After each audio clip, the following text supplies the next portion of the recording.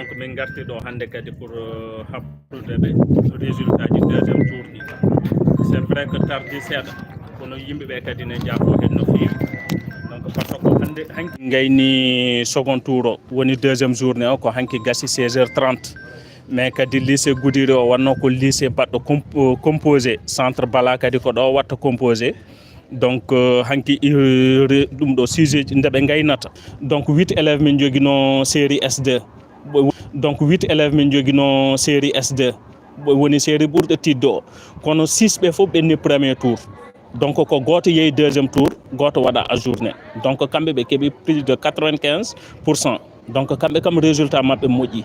el primo kadi sen ƴeewi par rapport e heɓɓe ɓe koɓe heɓɓe hikka ɓe ɓuuri hewde e ɗiɗo duuɓi fof donc résultat men oɗon eɗen mbawi wiide ne moƴƴi sans compter kadi L2 o ou eɗen jogui toon hakke 6 mention assez bien mention ngaji ɗi ne keewi toon ko L2 et donc vraiment sukaɓe tinnima no feewi donc yaaɓe deuxiéme tour ɓe kadi eɗen ñagonoɓe yallah hokkuɓe noɓe keeɓiri kamɓe foof eyyi tawi ko 100% hay gote mabɓe wasa waɗede retenir eyyi holko caɗele teskiɗon e premier tour premier tour o heewirani noon caɗele no feewi par ce que hay elwaɓe ɓe sa lamdimama ɓe mbiyata sujet ji tiiɗani no feewi donc mais seulement ko manque de ko précipitation aɗa yiiya elwaɓe woɓɓe ɓe cikkane weeɓi après jomum heeño tawi ɓamata temps mum no lirde sujet o ni après waɗa ko ɗum min keeɓi hen caɗele seeɗa mais illa ɗum quand même hay caɗele goto mine min keeɓani par rapport e premier tour o ɗo par rapport e département o résultat mo dañƴon e mo dañɗon rawane o no waji no hikka ne waɗa ɗum doublé premier tour o ne waɗa doublé résultat ji rawane e rawane daya foof eyyi résultat ji moƴƴi no feewi premier tour o eyyi mais seulement rawane min keeɓi mention très bien hikka mention bien yaltani hen mais min keeɓi quand même 6 mention assez bien eyyi hol secret mon no secret amen ko jangde rek peut être ko jangde rek eyyi sukaɓeɓe janggi no feewi kadi professeur uji ɗi bakkilima eyyi professeur uji ɗi bakkilima gati yeehi ha heddima hayde heddi balɗe nde aɗa yiyale professeur la ne continue wadde cours uji mabɓe eyyi vraiment professeur uji ɗi bakkilima elwaɓe kadi jaaɓi janggude hikka discipline o ne woodi eyyi ene heewi so tawi résultat ji dokke sukaɓe saji ɗe tampa conseil mo dokkata sukaɓe yaaɓe deuxiéme tour ɓe ko wiideɓe tan yoɓe ko ɗum ɗo quoi yoɓe keeb confiance e koye mabɓe deuxiéme tour o inchallah ma moƴƴu gati c'est vrai que hayso woni ne tiiɗi kadi wona ha maayi premier tour o sen ƴeewi ɓuuri tidde e deuxiéme tour o donc kamɓe foof ne waɗa yakar kamɓe maɓe ɓennu eyyi ne waɗa yakar maɓe ɓennu eyyi deuxiéme tour o ne heewi wadde 100% hikka kadi ne ɗammina deuxiéme tour o ma wat 100% eyyi eyyi konngol cakkitingol ko eɗen mbaɗa encouragé ɓe keɓanino ɓe kadi eyyi heɓɓe premier tour ɓe eɗen mbaɗa ɓe félicité ɓe keɓani ɓe eɗen mbaɗa ɗum encouragé eɗen mbiya yo taw ko ɓuurale mabɓe gati neɗɗo ne wasa hunde ni tawi ko ɗum ɓuuri wonde ɓuurale mum eyyi kadi kamɓe heɓɓe premier tour ɓe yoɓe jogoro jaam yaaɓe deuxiéme tour ɓe kadi yallah newnanɓe haaɓe keeɓa ko ɓuuri ɗum ɗo kadi quoi eyyi annen ononne kadi la presse on calminama gati min jii darde moon ñanden ko ɗo gonno ɗon hande kadi o garti donc ɗum ɗo foof vraiment ko ɓamtude département o gati kadi ko sukaɓe département hande gaari ɗo pour wadde ɗum ɗo vraiment on vous félicite kadi miɗen mbaɗa on encouragé miɗen mbiya on yallah junnu voilà eyyi département Goudiri o eɗen mbiya yoɓe tinno no feewi donc surtout jinnaɓeɓe yoɓe goppu sukaɓe mabɓe jangga gati enen wonɓe ɗo ɓe min hande miɗen ɗo komi surveillant général lycée eyyi ko komi kusan najo toon jibinami toon janggumi ha kemmi bakam mi arti miɗa liggo e département men donc mi ɗannaki mais alhamdulillah eyyi kamɓene kadi yoɓe goppu sukaɓe mabɓe jangga eyyi par ce que jangde jogui aduna o donc à part ça mbatten koye men en jii kam insécurité o ballodiren hen no feewi surtout l' insécurité yimɓe bonɓe ne jille men mbasen sudde kala ko jiiɗen neɗɗo mo fewani walla ɗum ɗo en mbasen eɗe ya les autorités eɗe mbawi tintindeɓe ɗum ɗon foof kadi ko nawrude département men o yeeso eyyi eɗen ñaagui Allah kam caɗele gonɗe hen ɗe yallah ñippan en ɗum walla ɗum ɗo ɗum quoi voilà eyyi merci ba bon o namdetoma namde se tan namdoɗa aɗa jago walla mi jagatma comme ça bon dergal mo kalidou to indema yettode ma e on ko ngaranɗa ɗo joni moi je me nomme Habi Thiam. Je suis venue ici pour supporter mes frères et sœurs. Mino indam ko Habi Thiam ngarmi ɗo ko pour miñiraɓam e mawraɓam bandiraɓam worɓe rewɓe. Holno jiiruɗa premier tour o kono kadi ɗama wuma e deuxiéme tour o Premier tour o franchement c'est bien fait et deuxième tour o d'après point de vue am ñinnomi taw ɓe mbaɗa 100% parce que élevage ɓe tinnima jaaɗo ha deuxième tour il a bien fait donc candidat gonnoɗa ma mi heeɓi bac d'office félicitation wadde hol courage mo dokkata ɓe cuwa hebde ɓe ɓe cuwa heɓde ɓe kamɓe sona ɓe tinno kala ko Allah waɗi taw ko ɓuural ɓe ganda kadi soɓe keɓani taw ko destin quoi parce que kala ko Allah waɗi a anda ko waɗiri a anda kadi sa heeɓi anda ko wontantama hikka tan mbannoɗa mino hikka won première fois hikka won dernière fois lawa gotol mbammi ha on secret ɗo mino secret am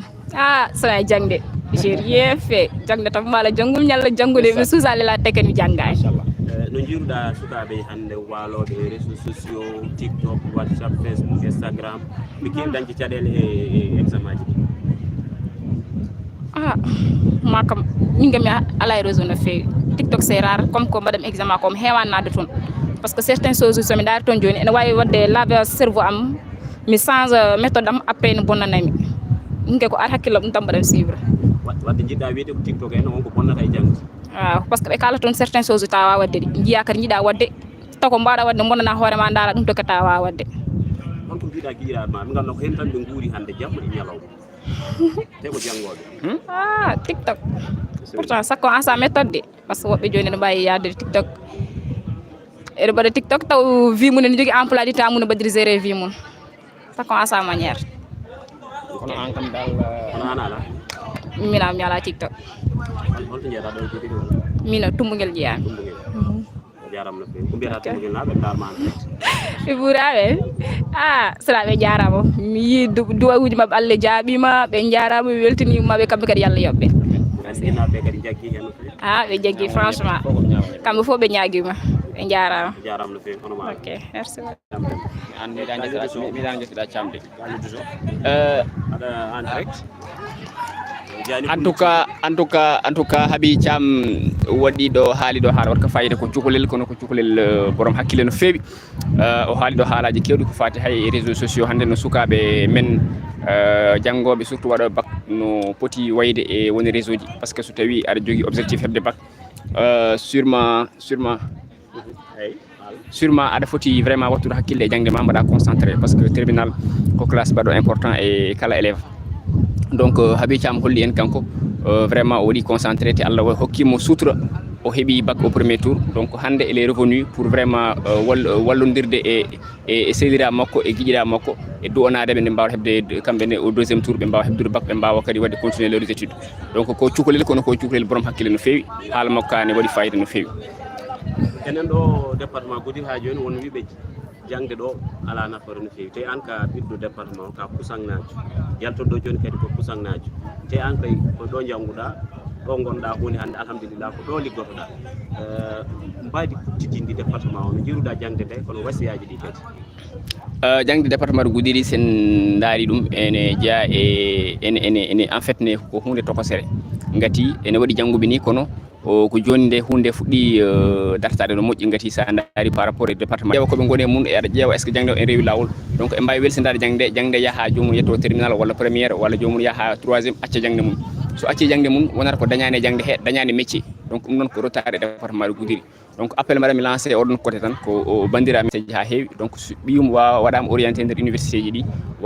jungo kadi wawa yaade université won toon foti wonde toon ɗi pour wawa hebde gandal janggo e janggo wawa arde waɗa servir Sénégal mais aussi waɗa servir département de Goudiri an koye département e gollotoɗa kono kadi aɗa teski département hannde caɗele men ɓuuri hewde ko ngakkere kisal woni insécurité te ko ɓuuri hewde hen ko enen suuɗata wadde woni yankoɓe ɗon e mbaɗa profito kalen e insécurité département Goudiri insécurité département de Goudiri kam joni en nani ñanden ko kewi to Diboli Mali do te Diboli Mali hakkunde Diboli Mali e Goudiri e mbiyen ko capande 7 kilomètre woni hakkunde men nden non wayno hunde yettima en ni ko wonno o kidal ko wonno mofti ko wonno e de ganduɗa hoorema e diwanuji ganduɗa hoorema ɗo en tonde ujunere kilo ari ha yettima ko capande 7 timmani hay temedere kilo ko to ko hakkunde men e to hunde waɗi ɗo donc firti ko hankadinam en poti immade tinnoɗen e ko fate sécurité noon laamu ngu ene dari pour wallude en pour rende en kono enen kadi il faut daroɗen tinnoɗen ballen laamu ngu no reniri en holno ballirten laamu ngu no reniri en ko wawde so tawi a yi ko rewani lawol walla a yi ko cikkitiɗa ganduɗa hoorema wona lawol walla rewani lawol gimmoɗa gaybina no gaybinirta kalna joom wuuro ma nodda sous préfet daro hen walla an hoorema saɗa jogui numéro sous préfet mbaɗa signalé nodda sous préfet walla nodda préfet walla nodda poto wawde jokkodirde ɓe ɗon pour wawde aybinde gati bonɗo so yeehi waɗoyi bonande ari natte men en kalani en deƴƴi janggo waɗoyi bonande ari natte men en kalani deƴƴi wayno ni eɗen jaade bonande te bonande ko wiyete ko bone ficcallasi nden noon ɓayde bone ficcallasi enen poti tinnade nangaden laamu ngu ballodiren laamu ngu pour laamu ngu wawa rende en donc laamu ngu tan sen gaccidiɓe hen en mbi enen haaju men ala hen taw noon kamɓe addaniɓe ɗo hay batte so wona renden noon alana en jariñ alana en gartam nden noon département ji men guilay Goudiri ha e Bakel enen foof yen tinno ballen laamu ngu no walliri en keɓen sécurité gati foof wawi dañade koye jaam cellal dañato koye jaam ngalu dañato koye jaam gandal dañato koye jaam nden noon bakkiloɗen dañen jaam ko ɗum ganduɗen ko ɗum gowɗen teska eɗen kuli laamu ngu seeɗa eɗen yoñoɓe enne en cikkat ɓe gari ko bonnude en te ɓe gari ko wallude en eɗen kuliɓe seeɗa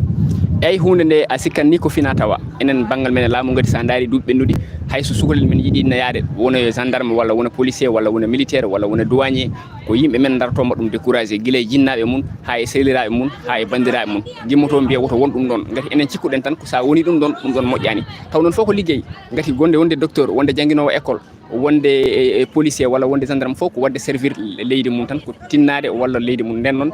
ko hunde gandanɗa hoorema culturellement enen ko noon gowɗen yirude hunde kono noon joni paamen ne hande en jogui batti jogade sukaɓe men keyniraɓe men bandiraɓe men ene dilla e ngul laamu enen jogoɗin poste uji hunde nde ko liggey tan nden noon ganden ko nden ko yaade nden hande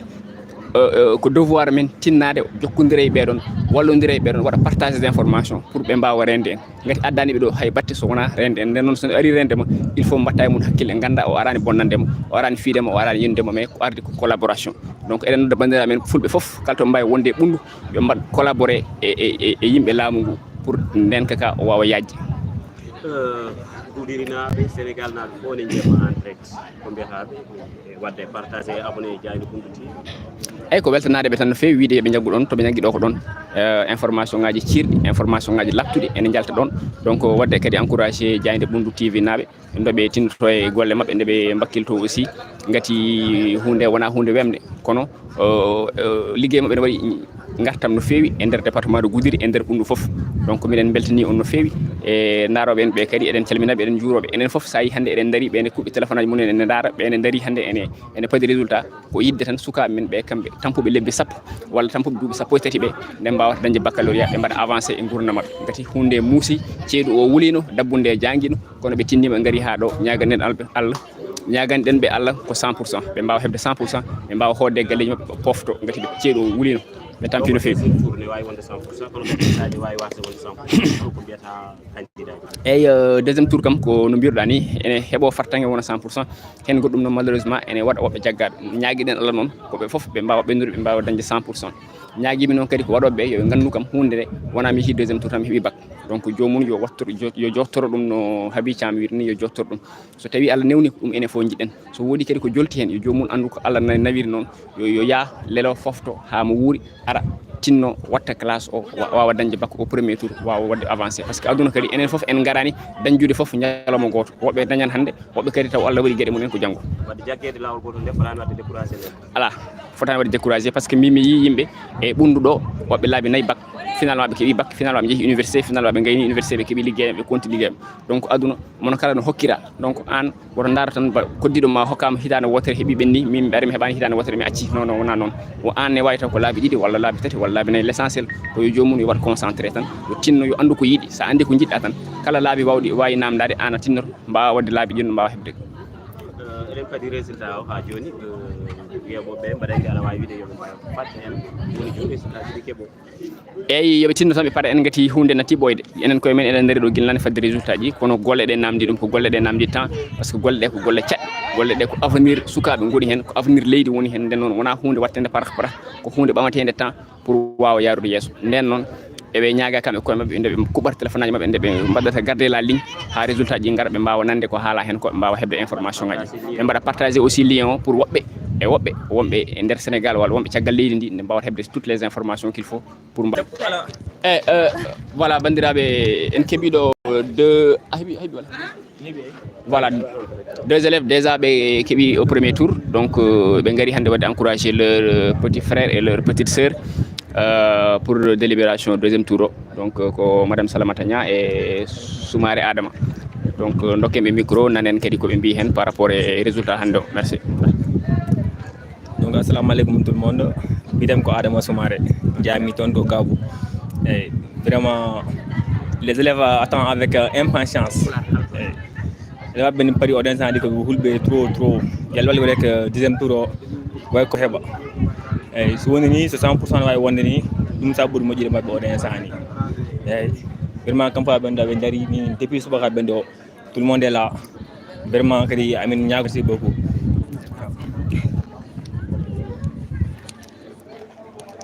Assalamu alaikum on bale jam wala oɗon celli alhamdulillah min mbiyetemi ko Salamata hande noon min garno tawtorede ɗo second tour o pour élevaɓe heɓɓe yaade ɓe mbiɗen gari wadde ɓe encouragé kadi andinde ɓe wona min keeɓi tan min jejjitiɓe kadi ko minen gonduno guila ha Allah holliri ɗo eyyi wona min keeɓi premier tour o min jejjitiɓe donc second tour o ari kadi min gari wadde ɓe encouragé mbiɗen ñaagui Allah yo Allah waɗi hen newi kamɓe fof ɓe keeɓa ya barke salatul fatiha ɓe daña kadi ko ɓuure mabɓe ko ya barke inde Allah e wona miñiraɓam tan gonɗon mais aɓe keewi ɓe gandodirmi guila collège guila primaire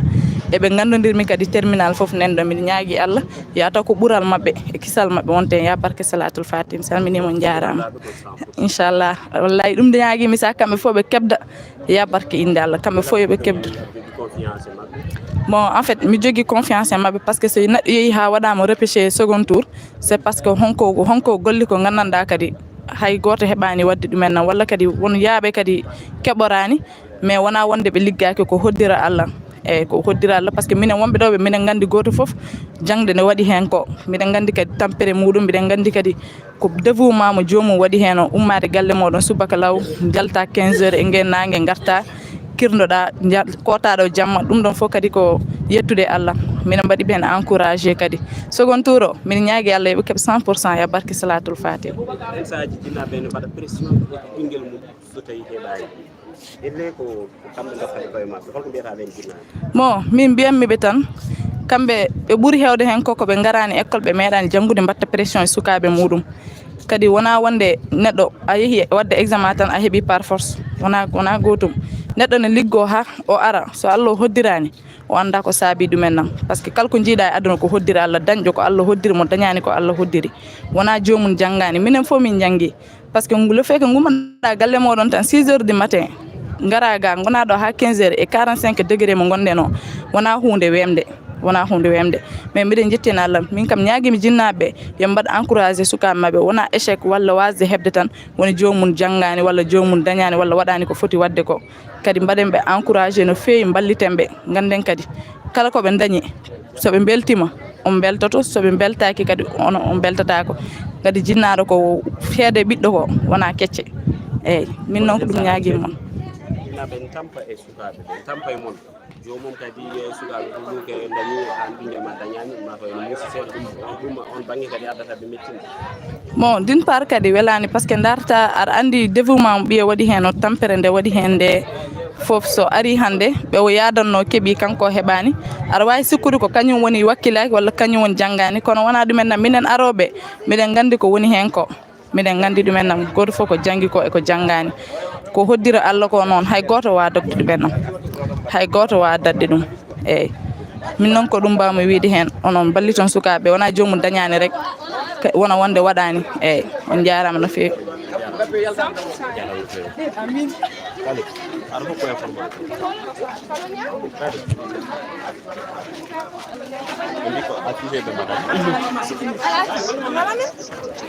Ok, d'accord. Ok, d'accord. Min noddirma yesso miɗo ɗo e résultat ji bakke voilà on se capte là même. Ok Amadou mbiɗa mbi ko résultat d'accord. Voilà, on est en direct au lycée de Goudiri. Résultat bac deuxième tour o min gonno e mun ɓe mbi noon joni eɓe ngara jury o e mbaɗa affiché les résultats du second tour. Ɗum waɗi jiiɗon sukaɓe ɓe foof ene ngari ene keñi ene kuuli ene kawji eyyi kono noon ñaguiɗen Allah yo Allah waɗen moƴƴere yo Allah newnu hen moƴƴere ɓe mbawa hebde kamɓe foof 100%. Gati ko 100% nafata en ko 100% jiɗɗen aussi sukaɓe tampi vraiment. eyyi ko noon a jarama no feewi Kalidou Sow golle ma jooɗi peewi bandiraɓe wonɓe en direct e Diayde Bundu TV onon kala on calminama on jettama no hannirta ni mbiɗa sikki noon bandiraɓe adiɓe haalde ɓe mbiri tan ɓe ƴettuɗen ɓe foof garti e ko woni sababu koyɗe men ɗo e lycée mo Goudiri ko tottirde jenccudi ha joni dawal ɗimmal baccalauréat hitande ujunaje ɗiɗi e nogas e joyyi deuxiéme tour baccalauréat 2025 ɗum noon eɗen gandi bandiraɓe no kaldini tan ɗo joni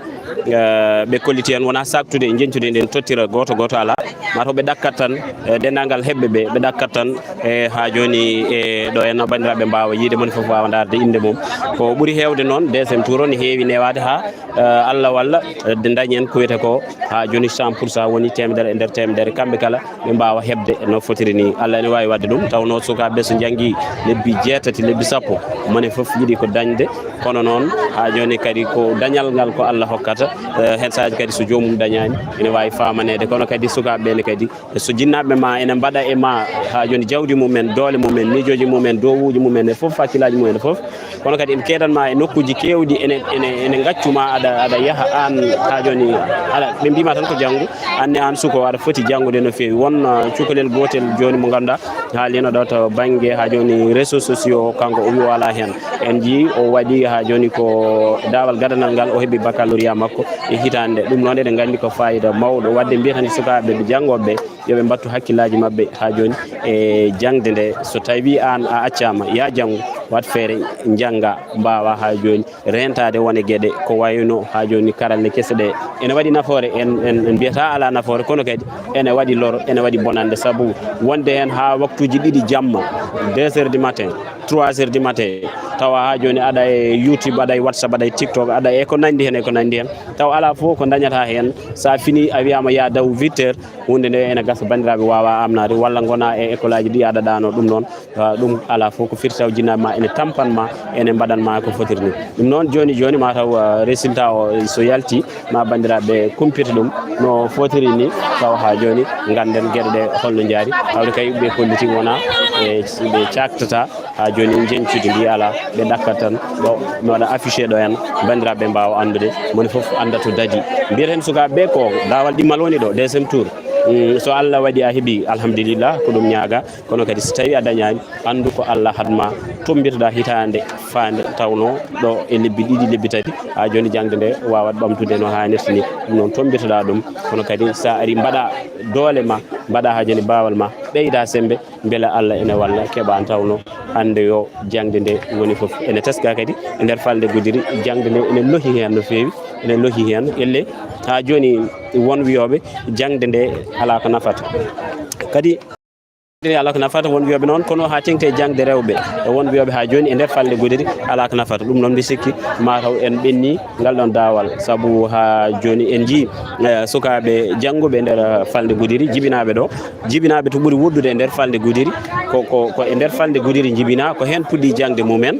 kono ha joni ko jangi ha dañi ha joni golle mumen nena garti ɗo henna e nder falde nde ene gollo ɗo henna mi sikki ala ko ɓuuri ɗum welde ene gasa wona ɗannugal tan woni ɗaɓɓere jawdi won ɗannugal hen sahaji ni woni ɗannugal moƴƴi so tawi aɗa yaa tawa aɗa nawori gandal tawa aɗa nawori miijo tawa aɗa nawori humpito ɗum ɗon ene gasa ma walle no feewi kono so tawi a yeehi ha joni bo walleydi a nawrani hay mbawko goota a nawrani hay gandal gotal hay indema so noddama anda sa yi indema ene winda a anda ene gasa a yahat caggal leydi a tampat toon kono no wiyete a yahat caggal leydi ene gasa a dañat toon saɗa yeeɗa kono ene gasa a tampat toon ɗum noon ko hunde nde ganduɗa tigui rigui fonde rentede fonde kadi wattede hakkillaji no feewi jangde enen fulɓe mbi ko famde suura heewa lammina ko famde suura heewa lammina noon firti ko so tawi a dañi hen seeɗa ma suuro kono kadi sa dañi hen ko heewi ene gasa ma laamu hen tawno hande o kala ko daɗaɗa mbawɗa heptora ɗum tan ko ha joni jangde ɓe gaari on jiiya ɓena mbaɗa itta affiche aji ɓennuɗi ɗi eɓena itta affiche aji ɓennuɗi ɗi sono jiiroton ɗum ni joni e écran o eɓena itta affiche aji ɓennuɗi ɗi mataw ɓe garat joni gam wadde hen affiche aji kesi ɗi hollirde bandiraɓe tan sukaɓe foof nanɗo sukaɓe foof nanɗo ala ko addiɓe sowona moni foof heeɓa ha joni dañoto dadi heɓa jencude mum anda min de e hitande hikka nde tampiram nde ko ɗo ha joni ko ndemnomi koye hitande ko ɗum ɗo coñmi ɗum noon ene ñaagui moni foof kala soña ko yumti soña ko moƴƴi tawno ha joni ko ɗum tan woni ko ganduɗa ko wallata ɓen ɗon sukaɓe no fotiri ni ko gonga hayso ɓe mbi ɓe mbaɗat affiché enen so tawi ɓe jalti ma en ƴettu ha joni goto e mabɓe wawa hokkude en tan jencudi nde ɓurdi labde beele ganden ko 100% daña walla wona 100% kono kala ko wawi wonde humpata on onon yeeɓoɓe jayde Ɓundu TV jokke wadde abonné jokke wadde partagé jokke wadde ha joni commenté jokke wadde like tawno jayde Ɓundu TV haali hoore mum ko jayde ko ɓundu kono kadi ko kañum ari tan ko wawde wallude ɓunnunkoɓe e ittande ɗum majjere ittande ɗum kumpa kono kadi ha joni hokkude ɗum e kabaruji tawa ko kabaruji kanɗi kabaruji jontuɗi kabaruji poddi sukaɓe foof nanɗo eɗen jiiye mabɓe noon coftal eɗen jiiye mabɓe coftal eɗen jiiye mabɓe ha joni hoolare saabu ha joni ene gasa ɗaminare nde ɓe jogui e ɗiɗo ha joni résultat ji payaɗi jangde weeɓani dumonno ene juuti kono noon kadi kala jeeɗaɗo hen dañde tan ma dañ no hannirta ni kala kadi mo Allah haaɗi hen e hitande nde anda wona hay goto haaɗi ɗum ko Allah haaɗi ɗum Allah noon kala ko haaɗi kadi hay goto wawa ɗum dañde no hannirta ni ɗum noon ko yettere Allah no feewi enenne kadi eɗena ɗo gam wawde wallodirde e bandiraɓe e ɓundunkoɓe ɓe ngala ɗo e lycée mo Goudiry beela ene mbawa famde holko yahata ɗo e lycée mo Goudiry tawa kala ene gandi hande kala jinnaɗo hakkille mum nanɗo o ganduɗa ko ɓinguel mum nana waɗino bac premier tour heɓani watti deuxiéme tour hakkille mum nana hen no fotiri ni mbiyen noon haymo ɓinguel mum ala ɗo hakkille mum nanɗo saabu tigui rigui eɓe gandi sukaɓe ɓe hande ko moni foof hay so woni ɓiya ala ɗo hikka aɗa ɗamini ɓiya ma won ɗo mo wuuri noon walla hay so ɓiya ala ɗo hikka ene gasa ɓiya wonino ɗo rawane wadde firti ko hakkille ma wonat hen kono kadi a yiɗanat ɓen sukaɓe ganduɗa ko wonɓe ɗo a yiɗanat ɓe ha joni e jencude moƴƴiri a yiɗanat ɓe ha joni koɓe ɗaɓɓata ko ɓe daña ɗumen tawno kala demowo kala demɗo andi mum ko soñde yidde mum ko soñde fandare mum ko soñde no hannirta ni ɗum noon bandiraɓe yeeɓoɓe jayde Ɓundu TV eɗen mbawi jokkude wadde commenté jokkon wadde abonné jokkon wadde partagé beele ha joni ɓundunkoɓe kono kadi ɓe gona ɓundunkoɓe reɓintoɓe ko yaltata e jayde Ɓundu TV ene mbawa ɗum hebde no hannirta ni saabu ala ko ummini jayde Ɓundu TV so wona ha joni ittande on kumpa tawa kadi ko joni ɗum noon bandiraɓe ɗe gandi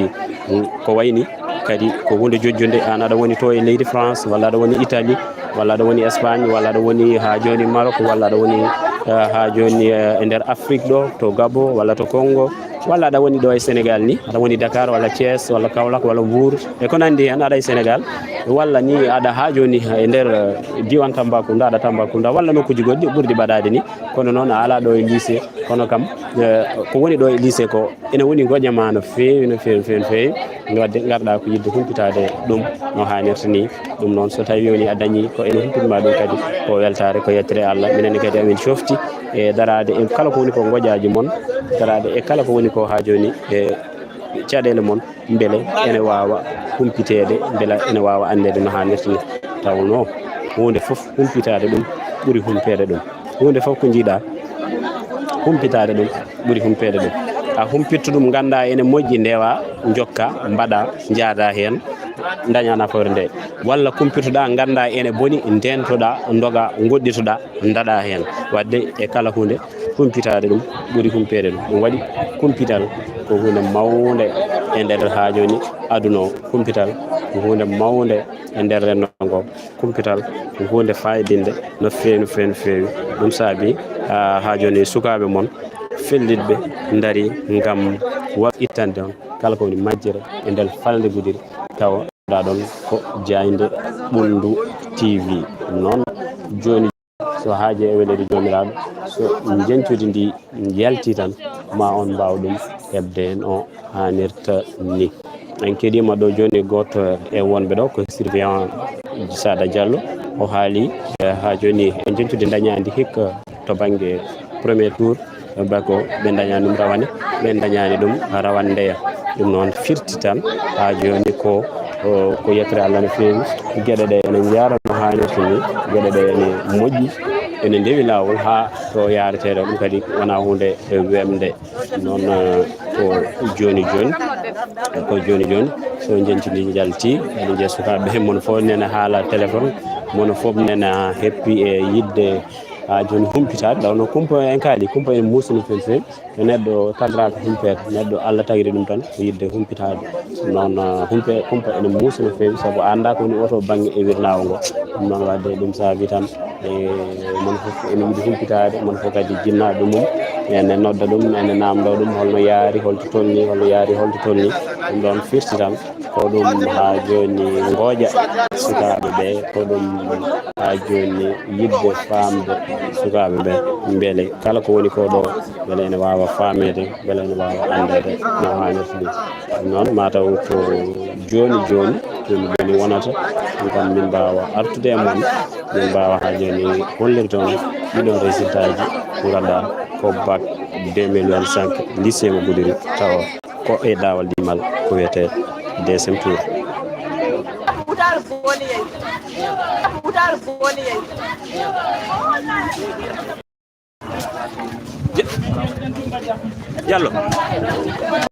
Diallo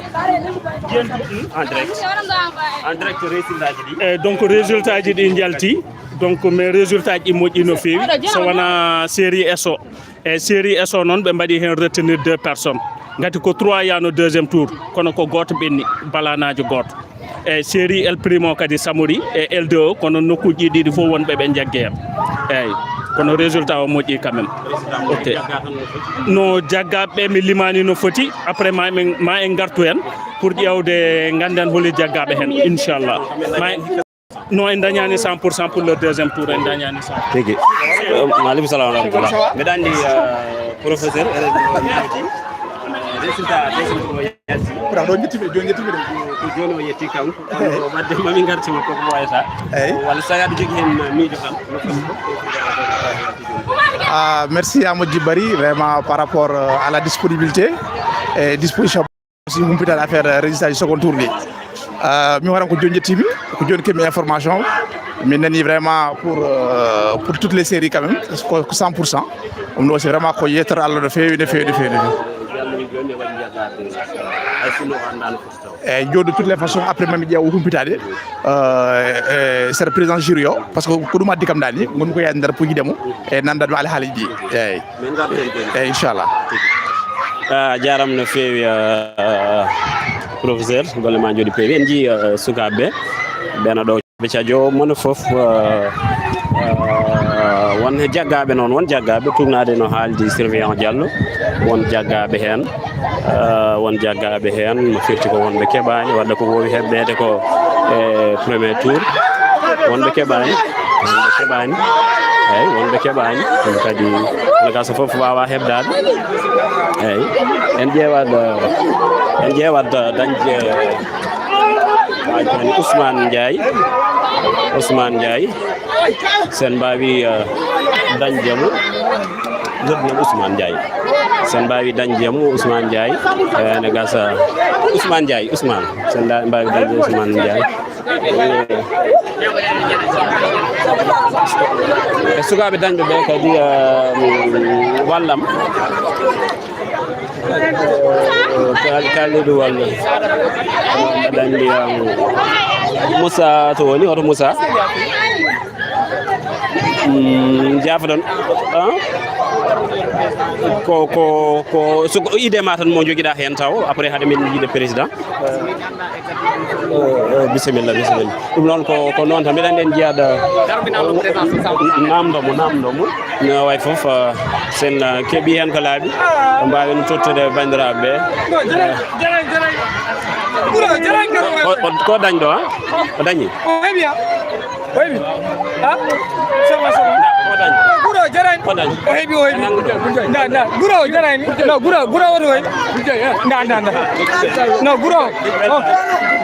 Guro ndanda jarani kadi way jarani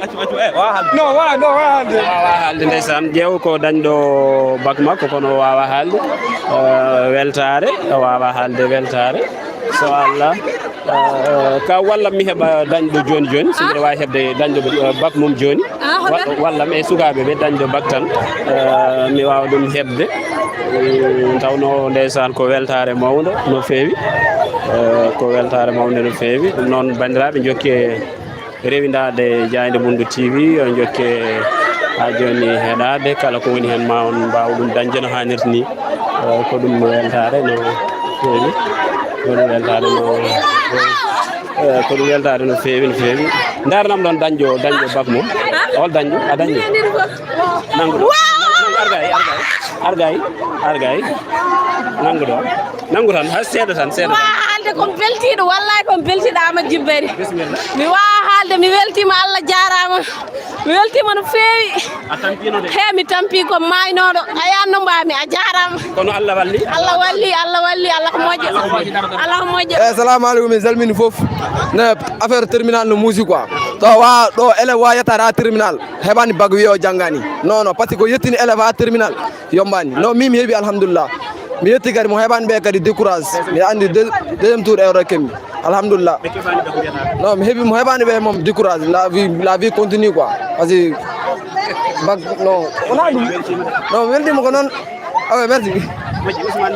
voilà donc Amadou min ko lycée ɗo gonmi ayi hande résultat ji ɗi donc bac o gasi résultat final o neni donc ce qui fait que deuxiéme tour o nen ɗo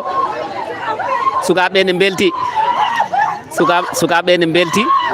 ayi donc hande donc ɓe mbi ko sukaɓe joyo tan woni keɓani hen heddiɓe fof keeɓi donc joyo tan woni keɓani hen mi anda donc no ɗum wayi ha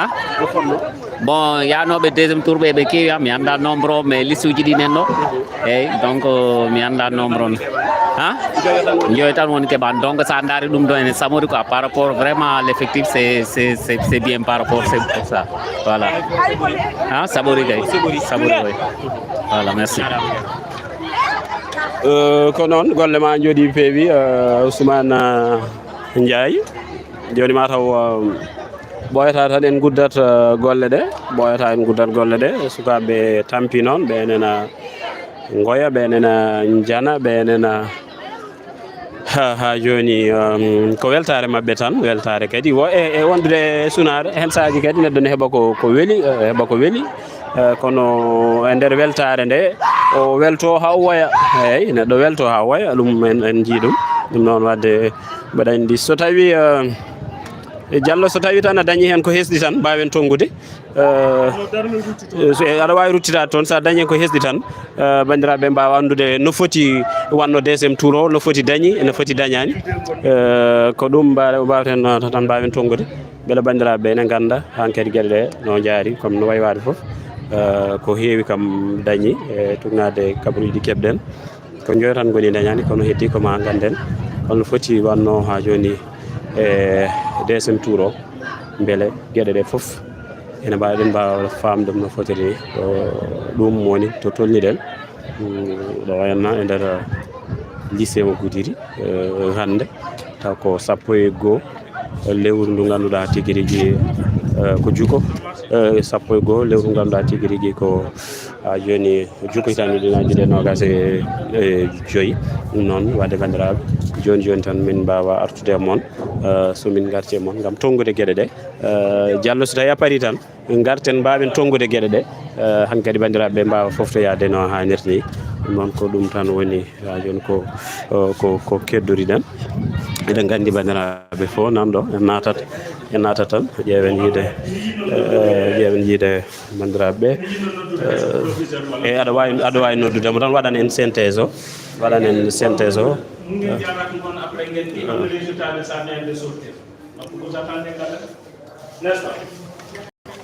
aɗa wawi noddande en goto e professeur uji waɗan en synthèse o tan hankkadi mbawen uddude golle ɗe no hannirta ni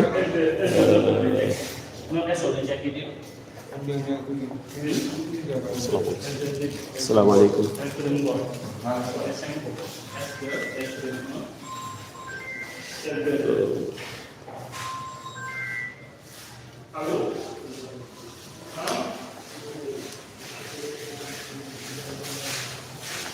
Non, mais non, je vous envoie les listes là tout de suite pour que vous me veniez.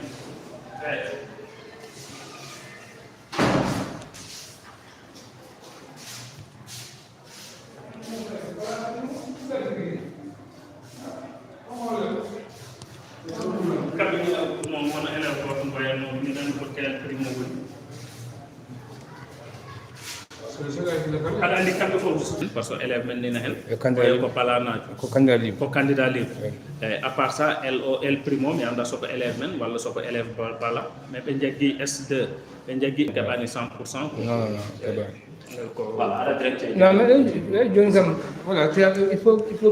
eyyi no mbirunoɗen ni rek donc série ji ɗi tati foof en keɓani 100%.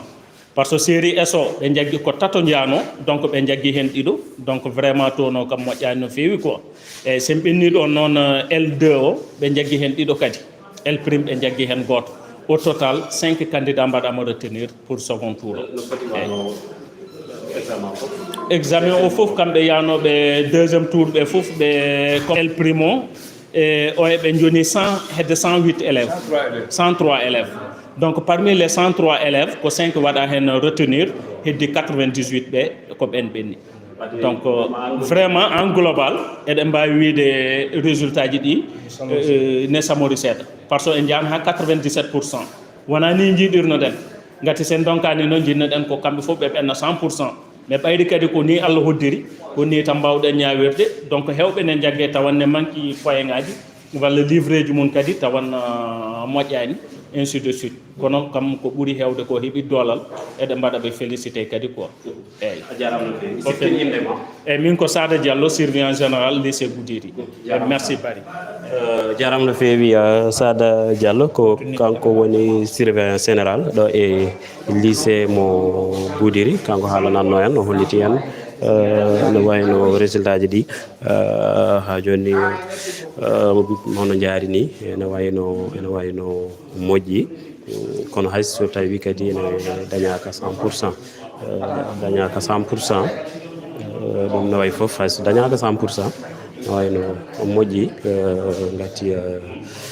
ko joyo jagga e nder temedere fawde seeɗa e nder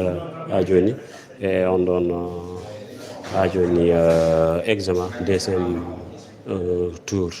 noon ko noon mataw ko joni min gartate mo joni Ok, en Poularona. Ok. Amen mbitemi ko Ibrahima Diong comme professeur d'anglais. Janginemi ko lycée Waoundé. Bon, Waoundé non wona Waoundé Ndiaye de Bakel. Ça y Waoundé tan yimbe hew cikkat ko Waoundé Ndiaye de Bakel. Non ko Waoundé. Il y a un village qui est dans le département de Kanel Bité de Waoundé ko ton gummimi comme correcteur en anglais. Bon, al addi min do non origine to lycée Goudiri. Ok. Résultat ji sa wela min biya moƴƴi parce que ko jagga hen ko hewan no fewi. Parce que série SO ko ɗiɗi jagga hen L primo ko goto L2 ko est ce que 2 jagga hen yanoɓe deuxiéme tour ɓe koɓe 3 ɓe gonno bon ko 2 mbaɗa hen 2 jagga hen goto ɓenni série L primo kadi ko goto jagga hen donc dans l'ensemble bon eɗen mbawi wiide moƴƴi heddi noon ko no pular wiyata ni tan ko weeli yonta sinno ko sago men kam taw yanoɓe arnoɓe wadde examen ɓe fof ɓenna wona hay deuxiéme tour ko guila premier tour so woni sago meɗen kam fof ɓenna kono kam bon examen ko ɓuuri hen hewde wona élewaji ɗi ngala niveau mais ɓe kulat ɓe kulat min ko kewmi wiide élewaji am ɗi to ko tan normalement classe sa dañi moyenne 9,50 walla juste 10 an kam lawol ne waɗi sa yeehi examen ya dañ taw ko liggey ma andi woni hen élewaji ɓe hewɓe ɓe jahat classe koɓe dañata ko taw wona liggey mabɓe ɗum tagui min j'ai toujours dit aux élèves gande niveau moɗon haysini ko moyenne 7 dañƴa andu an ɗum ɗo ko an waɗi ɗum mérité ko liggey ma a yiyat yimɓe ɓe daña moyenne 12 classe ɓe mbasi yaade hay second tour non c'est pas possible ɗum wona golle mabɓe et de passage mbeɗa salmina inspecteur Amad Diallo ko sekilam Amad Diallo ko kanko woni IF Goudiri ko neɗɗo moƴƴo min gandodiri ko université kadi o waɗi fodde makko hen bon waɗi copie ji gummotonoɗi toujours bala ene ngara mais toujours o waɗat véhicule makko hay minen nde min jaharɗo waɗi toon bon oral bon ko kanko kadi nawmin donc vraiment omo darni école o darde moƴƴere amin duwnomo bon kadi vraiment min salmini arɓe fof min ñaguima kadi duwaw nde Allah nawtata min e jaam eyyi kadi toujours mbeɗa wi parent d' élève aji ɗi oto ɓe belsino élève aji ɗi so tawi a nawi ɓiye école so arti andu ko wone dow mum so tawi a yonti addude bulletin makko ya gaddoya bulletin makko administration les enseignants aɓe cohli andude parent d' élève aji ɗi ene waɗi parent d' élève aji kamɓe ɓe gaddata e suhaɓe mabɓe tan nde ɓe gaddiɓe nde ha école udda ɓe ganda koɓe goni dow muɗum ɗum noon woni ko moƴƴani par ce que ene foti wadde communication hakkude les enseignants et les parents d' élèves sukaɓe so ballama tan ça ira min je leur ai toujours dit classe wat ko poɗɗa wadde ko ayi bon aɓe mbiye neɗɗo waɗi 3 fois bac dañani 4 fois dañani non ça c'est pas normal ce qui est normal sa waɗi une fois bac a dañani sa hoori reprend les épreuves wattu ko manduɗa ko pop ƴeewa les professeurs ɓe corrigeanma ɓe kalanma ko ɗo woni probléme ma ko ɗo woni probléme ma ko ɗo woni probléme ma eyyi kadi oto mbad découragé par ce que bac no hanki mbeɗa toña sehilam goto mbimo bac way kono France ni France aɗa adoto toon neɗɗo 10 ans o ara année goto o adama dañde kalis o adama dañde kayitaji bac ko noon wayi bac neɗɗo en adama dañde bac pendant 4 ans 5 ans jahon tawtama université kadi ha dattoɗamo eyyi donc oto jomum waɗa hen découragé so jomum dañani hikka yo wattu dañamo wuuri kadi bac kam hankkadi ne dañƴa foof ala tardement l' essentiel ko sa ɗumnini tan ya waɗa avancé kadi so ɗum ɓenni sukaɓe dañɓe bac ɓe il faut aller vers l'information il faut aller vers l'information aɓe jogui niveau aɓe poori mais il manque d' information kadi ya des concours aɗa wawi wadde concours tawa continue jangde ma eyyi yooɓe jaaɓe mbaɗa kadi concours aji ɗi c' est très important de passage kadi mbeɗa salmina sekilam inspecteur Diop kanko woni centre formation noon anne kadi mi salminima mi salmini Diayde Ɓundo wona ko Diayde Ɓundo ok Diayde Ɓundo TV donc onon kadi vraiment guila début ha joni oɗon daari hen darde wonde fayida ɗum noon mi salminima mi juurimama mi anda saɗa jogui namde goɗɗo de passage mbeɗa salmini sekilam goto ne wiye Moussa Ba ko enseignant dans le Koussanar c'est un ami intime guila garmi ɗo vraiment à distance omo toppiti kam je ne manque de rien mi salmini kadi président men des jury o il est très compétent, il a tout fait. Le proviseur aussi, M. Diatta. Vraiment, à Goudir, on ne manque de rien. Voilà, on a tout, alhamdulillah, rabbil alamin. Donc, merci. Merci. Jarama no feewi yettonde monsieur Dionga jarama no feewi golle ma jooɗi feewi en nani o tottiri kanko ummi ko ha en e falde Kanel joni en jiyat monsieur Ba tan o tongaten gueɗe ɗe no hannirta ni mataw hankkadi ko konngol ma tan ko konngol c'était 103 candidats. 103 candidats. Et ils ont retenu 5, les 98 passes. Effectivement. 98. 29. Amadou Djibi Bari. 29 17. Allo Issa. Issa ça va? Jawal ton? En direct. BMS alhamdulillah. Ouais, d'ailleurs c'est juste comme ça au lycée. Minen lycée ndani. Effectivement. Je vais vérifier. Je vais vérifier ça. Je vais revenir quoi interview ngominal, je vais revenir tout de suite. Inch'Allah. En direct. Ouais, OK. Merci Amadou Djibari. Merci pour la disponibilité. Ko fati affaire second tour ko. Quoi il faut d'abord vraiment administration mo lycée mo Goudiri ene yetta la presse locale woni onon tu vois parce que ngandi ko aljuma yimbe ngone mudum hande mais on gacci haajuji mo hammiji mudum fof pour arde vraiment jawde affaire résultat ji di ko wiyete ko yettude Allah jetten Allah no feewi parce que saka ƴeewi second tour o woni deuxième tour o saka ƴeewi pour la série S ko tato ndiano finalement ko goto benni hen donc ɗiɗo jagga c'est-à-dire donc e ɗiɗo ɓe ko goto candidat lycée mo Goudiri auto candidat ko candidat libre eyyi donc pour la L prime aussi ko alhamdulillah parce que tato ndiano aussi ko goto ɓenni hen eyyi ɗo ɗiɗo ɓe jagga eyyi woni goto ɓenɗo on aussi ko lycée de Bala eyyi on ko lycée de Bala ummi maintenant pour la L2 o woni série L2 umno ko ɗiɗo tan jagga hen eyyi ko ɗiɗo jagga hen pour la série L2 donc ko wiide tan saka ƴeewi deuxième tour o vraiment alhamdulillah rabbil alamin parce que ko ɗiɗo jagga pour la L2 donc ɗiɗo jagga pour la L prime et goto jagga hen aussi comment dire eyyi donc ɗiɗo jagga aussi pour la L prime et ɗiɗo aussi jaggade pour la S saka ƴeewi en tout et pour tout ko 6 e ko 6 jagga hen e 6 jagga hen comment dire yaaɓe deuxième tour ɓe L prime L2 kañum e S2 ko wi tan vraiment alhamdulillah vraiment mais en jiɗino kamɓe foof ɓe ɓenna à 100%. mais enen gandi aussi deuxième tour wona question a yeehi deuxième tour tan ɓenni par ce que saka ƴeewi deuxième tour ko addi deuxième tour wiya ko point ngaji ɓa ɗiya waɗanno ɗiya heɓanno premier tour ɗi ko ɗi mbatta complété deuxième tour beele koma beela aɗa wawi ɓennude donc aussi eɗen gandi tan deuxième tour ko wiide tan aussi candidat ji ɓe ɓennani ɓe ko wadde ɓe encouragé e wideɓe koma année prochaine en ɗo inchallah rabbi ɗo riyana encore trop tard a mbawi wadde présenté année prochaine beele aussi so Allah walli ɓe a mbawi ɓennude e muɗum ok merci beaucoup jarama no feewi hono mon ala